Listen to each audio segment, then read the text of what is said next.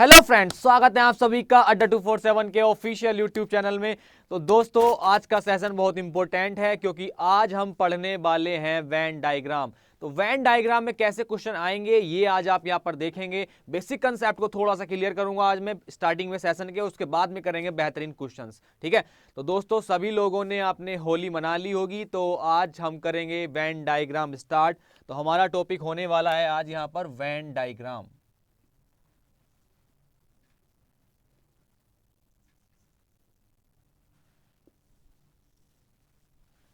क्या होने वाला है? Venn diagram. लाइक, सब्सक्राइब और शेयर करना बिल्कुल ना भूलें ताकि जो लोग हमारे साथ नहीं जुड़े हैं जल्दी से हमारे साथ जुड़ जाएं। तो करते हैं सेशन को स्टार्ट।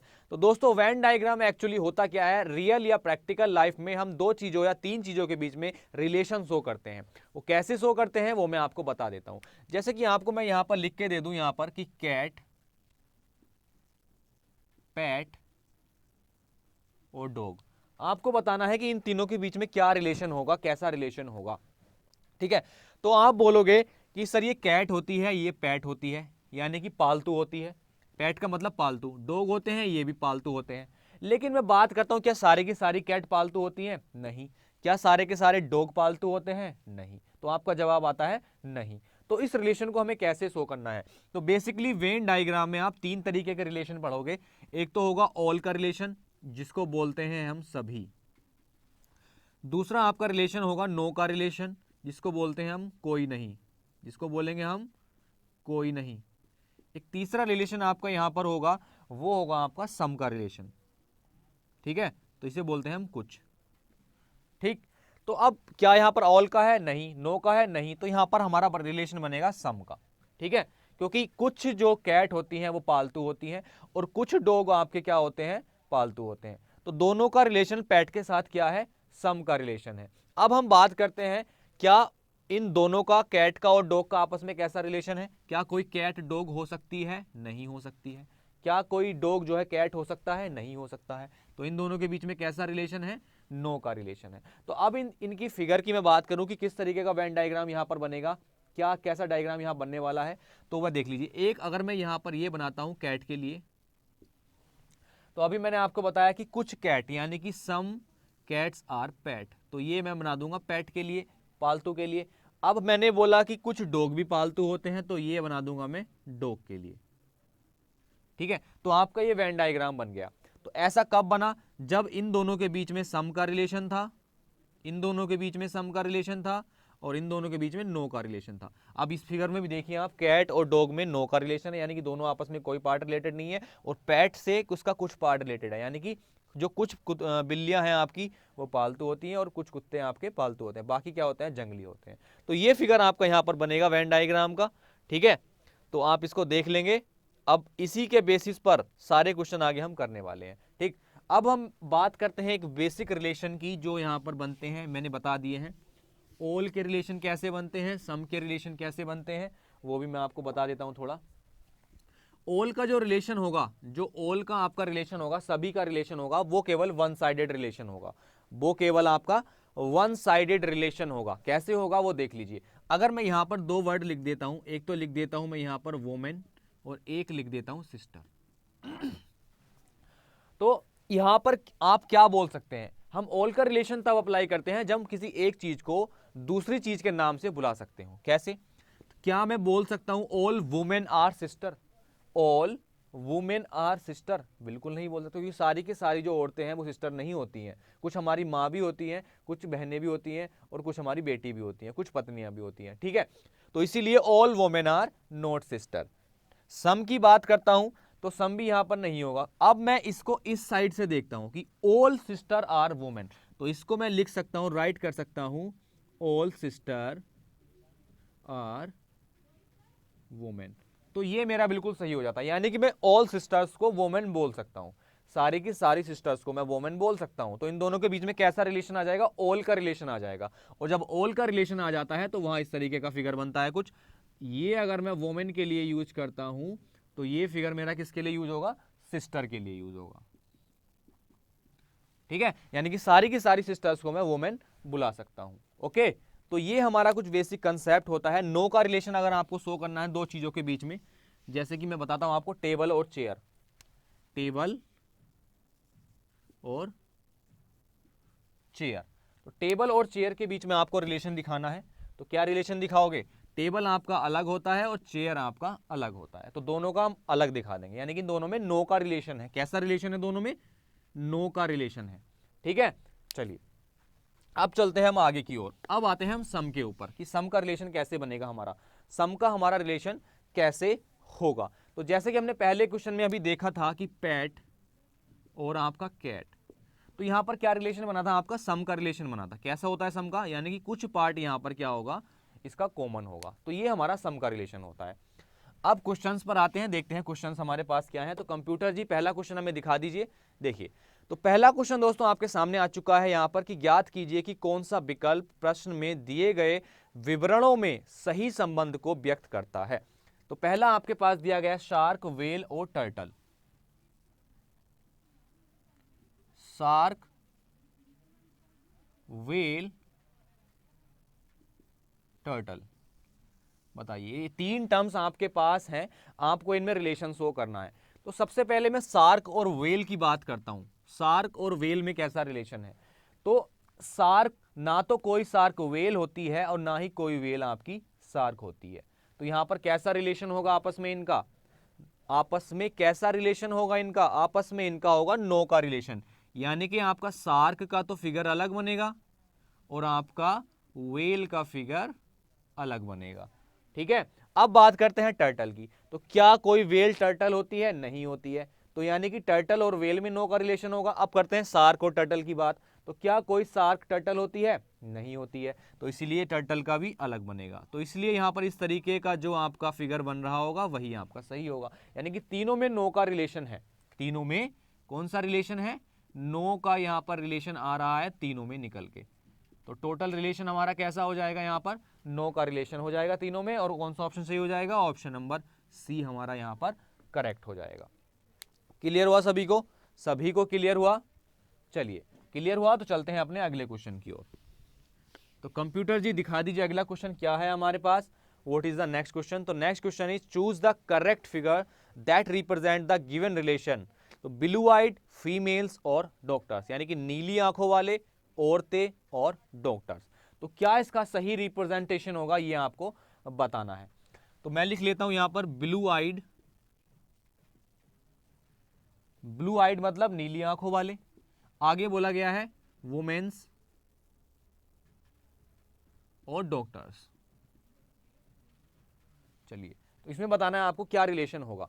तो ऐसे क्वेश्चन को करने के लिए सबसे पहले दो में रिलेशन फाइंड कीजिए, फिर तीसरे के साथ रिलेशन फाइंड कीजिए। तो ब्लू आइड और वोमेन की मैं बात करता हूं। तो ब्लू आइड मतलब नीली आंखों वाली औरतें। तो क्या सारी की सारी औरतें नीली आंखों वाली होती हैं? तो आपका जवाब होगा नहीं। तो आप बोलोगे कि कुछ औरतें नीली आंखों वाली हो सकती हैं। तो यहां पर कुछ का मतलब हो गया सम। तो यहां पर कैसा रिलेशन आ गया? सम का रिलेशन। तो दोनों के बीच में सम का रिलेशन आ गया है। अब करते हैं वोमेन और डॉक्टर्स की बात। तो क्या सारे के सारे डॉक्टर्स वुमेन होते हैं, या सारी की सारी वुमेन जो होती हैं वो डॉक्टर्स होती हैं? नहीं। तो आप बोलोगे कि यहां पे भी सम का रिलेशन है, क्योंकि कुछ वुमेन जो है वो डॉक्टर हो सकती हैं और कुछ डॉक्टर जो है वो आपके वुमेन हो सकते हैं। तो यहां पर भी दोनों के बीच में कैसा रिलेशन आ गया दोस्तों? यहां पर भी आपका सम का रिलेशन आ गया। ओके, अब बात करते हैं हम ब्लू आइड और डॉक्टर्स के बारे में। क्या सारे के सारे डॉक्टर ब्लू आइड होते हैं या नीली आंखों वाले सारे के सारे डॉक्टर्स होते हैं? तो आपका जवाब होगा नहीं। तो हम बोल सकते हैं कि कुछ डॉक्टर नीली आंखों वाले हो सकते हैं या कुछ नीली आंखों वाले डॉक्टर हो सकते हैं। तो यहां पर भी क्या रिलेशन आ गया? सम का रिलेशन आ गया। तो तीनों में सम का रिलेशन आ गया, तो कैसे बनाएंगे इसको? तो अगर मैं ये बना देता हूं ब्लू आइड के लिए, ठीक है, ये तो हो गए नीली आंखों वाले, और ये बना देता हूं मैं किसके लिए? वुमेन्स के लिए। ठीक, दोनों में सम का रिलेशन। अब इन दोनों के साथ मुझे भी डॉक्टर का सम का रिलेशन दिखाना है, तो कैसे दिखाऊंगा? इस तरीके से। तो डॉक्टर का यहां सम का रिलेशन दिखा देंगे, तो ये आ जाएगा आपका डॉक्टर। तो कौन सा ऑप्शन इसको मैच कर रहा है? यहां पर देख लीजिए, ऑप्शन नंबर आपका डी इसको मैच कर रहा है, तो आपका ऑप्शन नंबर डी यहां पर सही हो जाएगा। ठीक है, सो option number D is the right answer. तो चलते हैं दोस्तों अपने अगले क्वेश्चन की ओर, देखते हैं अगला क्वेश्चन हमारे पास क्या है। तो आज वेन डायग्राम का एक एक कंसेप्ट आपको क्लियर करा दूंगा, एक भी क्वेश्चन आपका नहीं छूटेगा एग्जाम में। ठीक है, चलिए, और वेन डायग्राम एक ऐसा टॉपिक है कि एक ना एक क्वेश्चन एग्जाम में इसका जरूर आता है, 2 भी आ सकते हैं वहां पर। क्वेश्चन में पूछा गया है कि स्पैरो, वर्ड्स और माइस, तो 3 चीजें आपको दी गई हैं जो वेस्ट रिप्रेजेंट करेगा, वो आपको बताना है। तो इसका मतलब ये होता है कि बेस्ट रिप्रेजेंट, वेस्ट रिप्रेजेंट का मतलब होता है जो बेस्ट सुटेबल ऑप्शन होगा वो आपको चूज करना है। तो पहला दिया गया है यहां पर स्पैरो, दूसरा ऑप्शन आपको दिया गया है बर्ड, और तीसरा ऑप्शन दिया गया है माइस। चलिए बताइए क्या सही जवाब होगा। देखो, अगर हम बात करते हैं स्पैरो की, तो स्पैरो क्या होती है, आपकी वर्ड होती है, यानी कि जितनी स्पैरो होंगी, जितनी स्पैरो होंगी, सारी की सारी क्या होंगी, बर्ड होंगी। तो इन दोनों के बीच में कैसा रिलेशन आया, ऑल का रिलेशन दोनों के बीच में आ गया।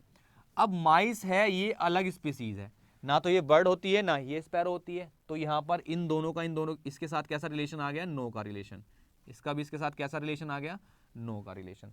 तो अब पहले हमें बात करता हूं स्पैरो और बर्ड की।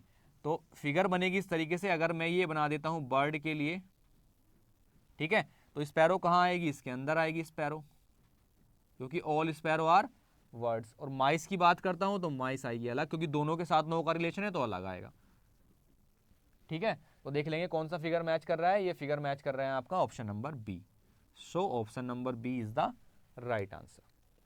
चलिए चलते हैं अपने अगले क्वेश्चन की ओर, देखते हैं अगला क्वेश्चन हमारे पास क्या है। तो कंप्यूटर जी अगला क्वेश्चन दिखा दीजिए, what is the next question. So next question is which are the numbers that make their presence felt in only one of the geometric figure. तो आपके पास एक फिगर यहां पर दी गई है और आपको बताना है कि ऐसी कौन सी संख्या है जो केवल एक ही आकृति में दी गई है।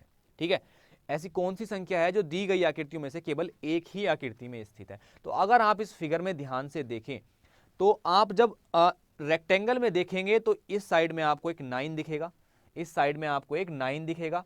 सर्किल में आप देखेंगे तो ऊपर आपको 1 दिखेगा, और आप नीचे जो आपका जो वर्टिकल है, जो वर्टिकल में रेक्टेंगल दिया गया है उसमें आपको 2 दिखेगा।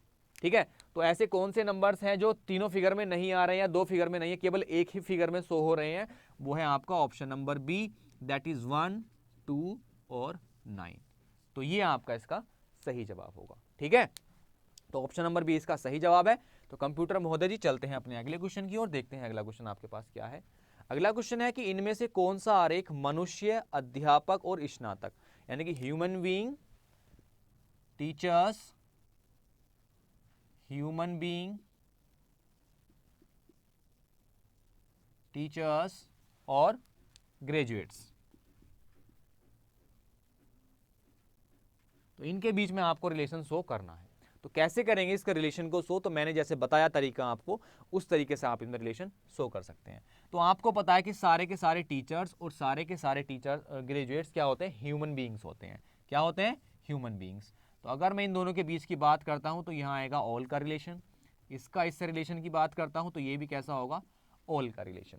ठीक है, तो मुझे इतना तो पता चल गया कि ह्यूमन बीइंग के अंदर ये दोनों चीजें आने वाली हैं। अब मुझे फाइंड करना है टीचर और ग्रेजुएट्स के बीच रिलेशन, यानी कि इन दोनों के बीच में कैसा रिलेशन होगा। तो देखो, हो सकता है कि सारे टीचर ग्रेजुएट्स ना हो सकता है सारे के सारे टीचर्स ग्रेजुएट्स ना हो, क्योंकि यहाँ सम की कंडीशन यहाँ पर बन के आ सकती है।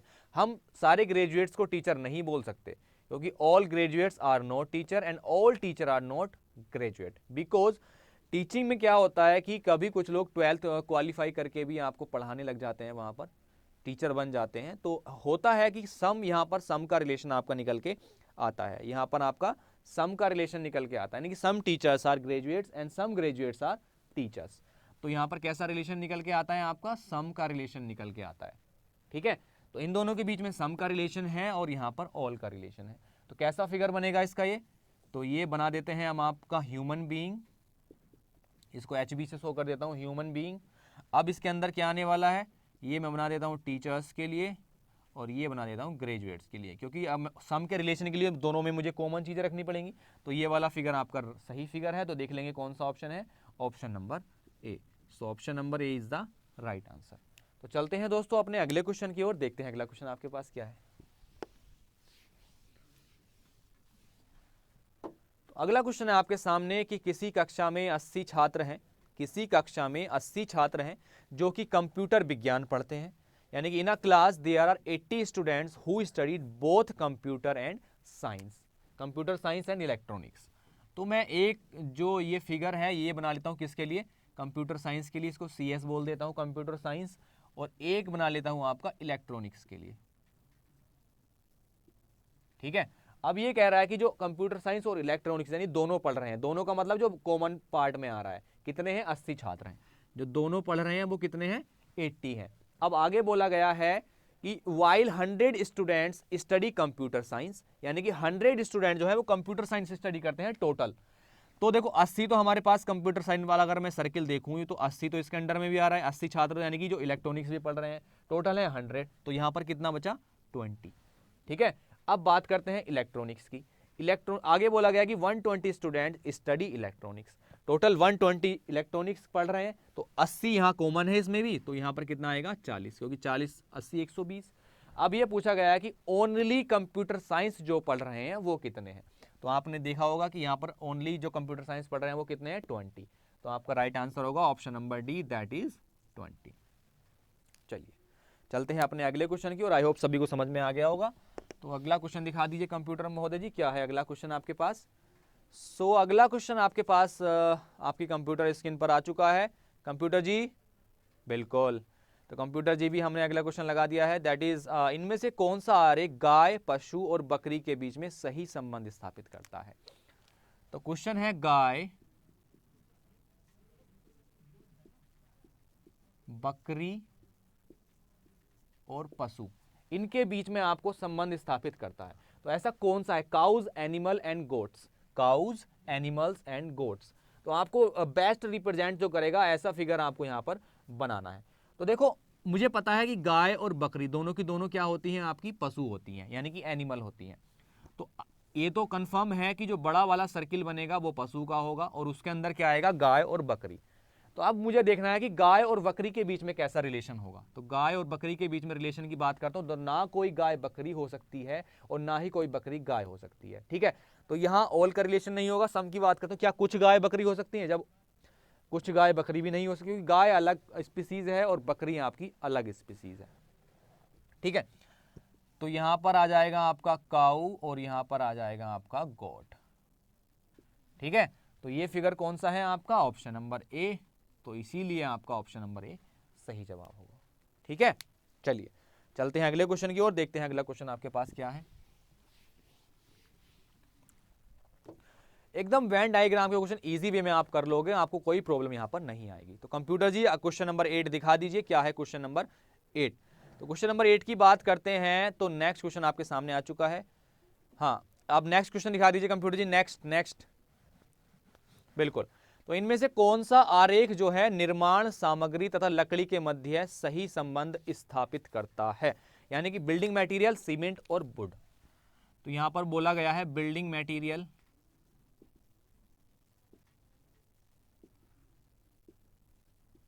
Cement and would.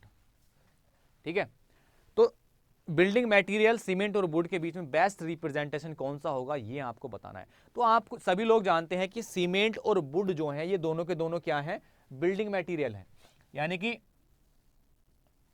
All cement are building material, all का relation, all wood are building material, यानी कि ऑल का रिलेशन। अब बात करते हैं सीमेंट और वुड की, तो क्या कोई सीमेंट और वुड में रिलेशन बन सकता है, नहीं बन सकता, क्योंकि ना तो कोई सीमेंट वुड होता है ना ही वुड सीमेंट होता है, तो यहां पर होगा नो का रिलेशन। ठीक है, तो फिगर की बात करता हूं, तो कौन सा फिगर यहां पर बेस्ट सुटेबल होगा, तो ये बना देता हूं मैं बिल्डिंग मटेरियल के लिए, दैट इज BM। और बात करते हैं किसकी, सीमेंट की और वुड की, तो ये आपका सीमेंट होगा और ये आपका वुड होगा। ठीक है, तो ये फिगर आपका यहां पर बनेगा, तो देख लेंगे कौन सा फिगर है ये, option number B. So option number B is the right answer. Clear है, चलिए चलते हैं अपने अगले क्वेश्चन की ओर, देखते हैं अगला क्वेश्चन हमारे पास क्या है।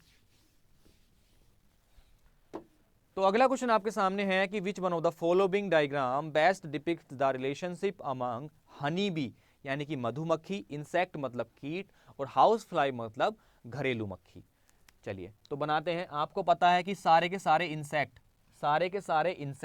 तो इंसेक्ट का जो डायग्राम बनेगा वो कुछ इस तरीके से होगा। अब इंसेक्ट हो गया ये कीट, क्या हो गया, कीट।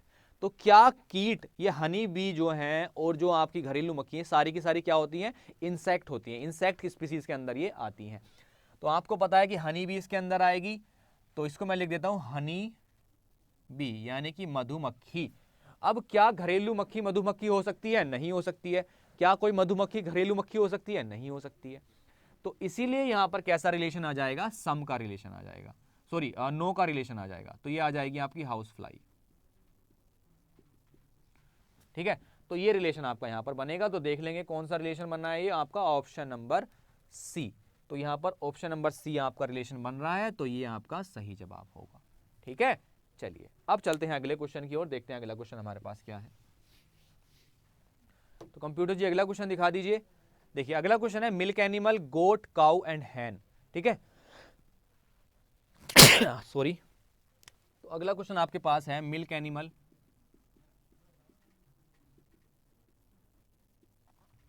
Cow, goat and hen. ठीक है, एंड हैन। तो इनके बीच में आपको रिलेशन फाइंड करना है।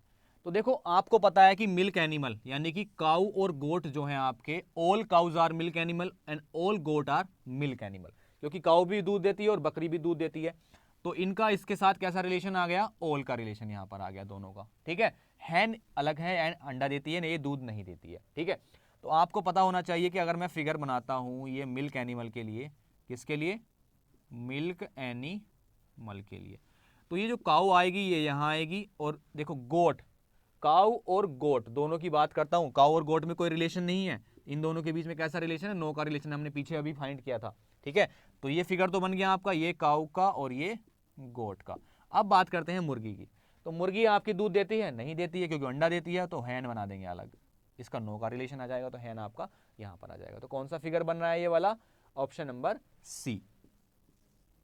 Option number C is the right answer. चलिए तो चलते हैं कंप्यूटर जी के पास, जो लगाएंगे आपका अगला क्वेश्चन। तो क्वेश्चन नंबर 12 आपके सामने आ चुका है। क्वेश्चन नंबर 11 दिखा दीजिए पहले। हाँ, क्वेश्चन नंबर 12 नेक्स्ट। चलिए, तो दिए गए आरेख का अध्ययन कीजिए तथा ऐसा क्षेत्र बताइए जो लड़कियों को इंगित करता है जिनके पास रोजगार है किंतु वो क्या है, अविवाहित हैं। तो ऐसा आपको बताना है। तो मैं भी फिगर बना देता हूं यहां पर, देखिए। तो ये है आपकी गर्ल्स, ये है आपकी अनमैरिड, ठीक है, और ये दिया गया है आपका एम्प्लॉयड। ठीक है, नंबरिंग भी कर देता हूं इसकी समझाने के लिए, 3 2 5 4 6 7 एंड 1। तो ये कह रहा है कि हमें ऐसी लड़कियों को चुनना है। तो लड़कियों की बात हुई तो लड़कियों वाले सर्किल पे आ जाइए। फिर उसके बाद बोला गया है कि जो जिनके पास रोजगार है यानी कि वो एम्प्लॉयड है। तो एम्प्लॉयड गर्ल्स कौन कौन सी है, 2 और 5। लेकिन साथ में ये भी बोला गया है जो क्या हो, अनमैरिड हो, अविवाहित हो। तो अविवाहित वाला सर्किल ये जा रहा, तो ये सर्किल के नीचे कौन सा आ रहा है, 5, यानी कि सर्किल के अंदर कौन सा आ रहा है, 5। तो हमारा राइट आंसर क्या हो जाएगा, 5। तो 5 इज द राइट आंसर। देख लेंगे कौन सा ऑप्शन सही है, ऑप्शन नंबर डी। ठीक है, चलिए, तो 5 इज द राइट आंसर। अब चलते हैं अपने अगले क्वेश्चन की ओर, देखते हैं अगला क्वेश्चन आपके पास क्या है। तो कंप्यूटर ही दिखा दीजिए अगला question. What is the next question, question is which number represent teachers who are also student and actors. तो देखो सेम क्वेश्चन है जो हमने अभी किया, इसमें बताना है कि जो सर्किल है आपका वो रिप्रेजेंट करता है आपका छात्रों को, जो त्रिभुज है वो अध्यापकों को शो करता है, और जो रेक्टेंगल है आपका वो अभिनेताओं को शो करता है। तो तीनों में कॉमन चीज कौन सी आ रही है ये आपको फाइंड करनी है, यानी कि आपको टीचर फाइंड करने हैं जो स्टूडेंट भी हो और एक्टर भी हो। इसका मतलब जो तीनों का कॉमन पॉइंट हो वो आपको फाइंड करना है।